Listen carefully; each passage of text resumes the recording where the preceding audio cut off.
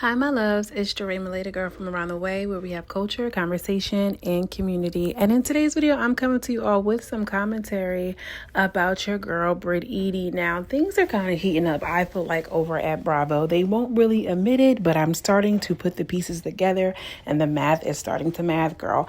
Now, I did catch her on Watch What Happens Live with Andy Cohen, and I was just like, why are they pushing this girl so bad, so hard, so quick, so soon? You know, I think they are tuned into what the people are saying, and the people don't like Brit. I don't want to say they don't like her. I just think that she is not being received in a way that they had hoped, and the way that they had kind of put their money where their mouth is with her.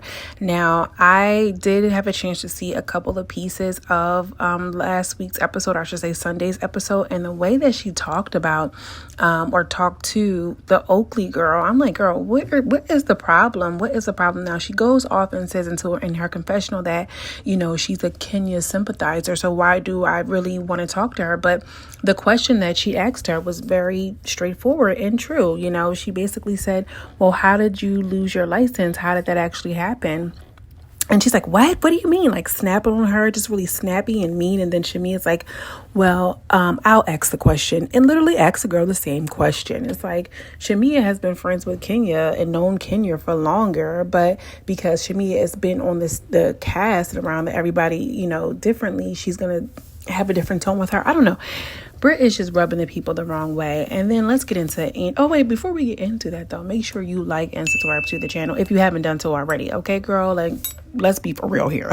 Okay? I got a little bit, above myself. But, I just watched that scene and was like, ugh, like, this is not going to fare well. Like, this is not going to do what I think Bravo thought it was, because she just doesn't carry it. She doesn't have that thing, and she's rubbing people the wrong way. I mean, at least from where I'm seated, and at least from where I'm seated, you know, people and the girlies over on TikTok are starting to dig into her insurance companies, and, you know, the things are getting messy now. She's always like talking about Kenya and doing this, that, and the third. Girl, you done activated the girlies, Brit, and I want you to know you better have yours in order, because if you think that little exposure was going to be one thing, listen, once you get the TikTok investigative community involved, it's getting real. And I think that it's interesting that Andy really had her come on there, which, by the way, she looked amazing. I mean, she looked stunning. That look, it's just so like early 2000s. My boyfriend is a drug dealer coded, and I love that so much for her. Like, I mean, that look, I don't know what animal she was wearing, but girl, was it rabbit? Bitch, that shit was nice as hell. It gives me like old school Kimora Lee Simmons, like baby fat reimagined, like not baby fat, but like something Kimora would have worn. I don't know. It's just very like Y2K baddie, like elevated. Again, nice gowns, beautiful gowns, loving hip hop, wags. Selling Sunset, whatever that show Sherelle is over there on Netflix, not Real Housewives of Atlanta. That show is near and dear to us. And Brit just doesn't have like the ability to have the conversation, to have the wittiness, to have the quick comebacks without just resulting to aggression, violence. And it's given like, we don't need Portia baby number 2. Okay, and Portia, because she was kind of like loopy 265 days, or where's the actual train station for the Underground, because we kind of felt bad for Portia. So it's like, okay, she don't really get it. She's not all the way there. But Brit Edy comes off like so self-righteous. She knows what she's talking about. But then like you have this aggression too. It's just not, it's not doing what it's supposed to do. Anyway, I want to get into this video that I saw on Watch What Happens Live, and I'll play this here. Did you have a gun that night? Oh my God.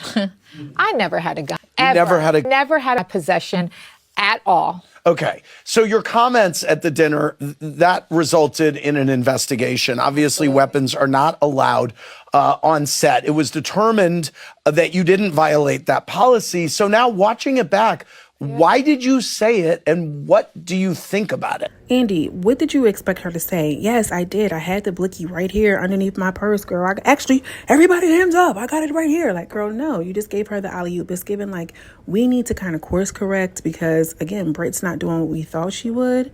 And, you know, her going on. And I just can't believe she's going with the narrative of when she was a teenager.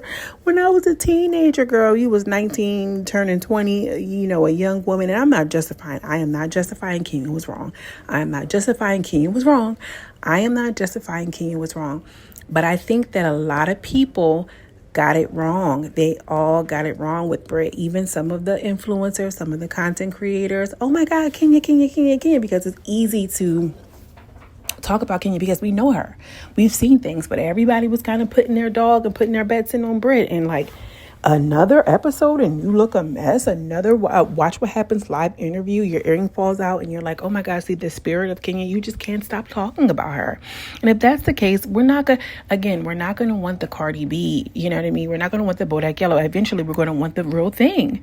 We're going to want to see Roman's revenge.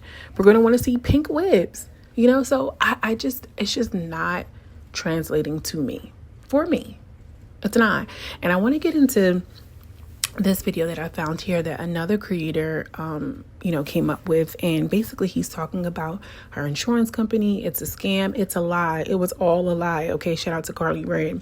And I want to know what you guys think. I'm going to play a small clip here because he's windy, not windy girl. He's long-winded, winded, whatever the hell. I'm going to play it here. What happened here, but there was another poster board that really stood out to me that was not shown. Do you guys remember when this all went down and people that were at this event were leaking photos from the situation? And there was a photo here of a poster board that said insurance fraud ho. And then there's some text and some article. You obviously can't read it, but last night's episode, we see Angela kind of call out Brit, not for lying so much, but asking her, well, why would they just take your license away without cause? What was the cause? And then obviously we saw her snap. But essentially, we know that she doesn't have her insurance agency anymore. And in fact, she was with Allstate under, their umbrella for 3 years before she ended up selling that agency. And now she has a whole agency, as she calls it, called Jumpstart or Agency Jumpstart. It's basically a masterclass on how you can be a successful insurance agent, owner, whatever, by following her blueprint. And you guys know I'm very nosy. You guys know this. So I went through and I dug through the entire website. Brit, you in trouble, girl, when you got the people looking you up and searching you like this. This is just the beginning, and I think that she should be a little shaken in her boots right about now, honestly. It's becoming, a point of talk, as a point of conversation to talk about Brit Edy, and not in a positive way, honestly, because now we're talking about her brand and her courses and this, that, and the third, and I think just as a businesswoman who is in an insurance agency, it's not like you're a businesswoman and you're, you packaging up sweatpants and velour outfits. You're selling insurance, girl. That is an industry that's as old as this nation, damn near. You want to make sure all of that is together, and you played and you act a fool like, oh my gosh, she's the reason why I don't have my insurance license, or it's under investigation. Like, girl, I know you're just sitting with the women at the at the table, but there's going to be millions and millions of viewers. You're not thinking that through all the way. She's getting so caught up on making Kenya the villain, or I don't want to say making her the villain, because Kenya, she doesn't need any help with that, but she's losing the plot. You're losing it, sister, because we're going to be able to look up those things. We're going to be able to see exactly what it is that you're talking about. And it's looking like you're giving liar. And it's looking like I want to continue to drag this, but I'm so sad. Can you please just be sad for me? Well, what did you say? And I don't care. Oh, but I'm just so sad. Like, girl, which one is it? Which one is it, Brit? And do you think that she's going to be invited back? I feel like if she can't handle herself at this reunion, right, because she's going to have some time to look at some of the tweets. She's going to look at some of the commentary videos. I don't care what y'all say. I know that these housewives, they be looking at stuff, girl, whether they trending or not. And I want to know if she's going to be able to handle herself at the reunion, how she gives it up on social media, because right now she's losing. Right now, we're still, the conversation is we don't like Brit, and we still feel like Kenya did not deserve to be fired. What do you think? Drop that in the comments. As always, I'm sending you much love and much light, and I will see you in the next video.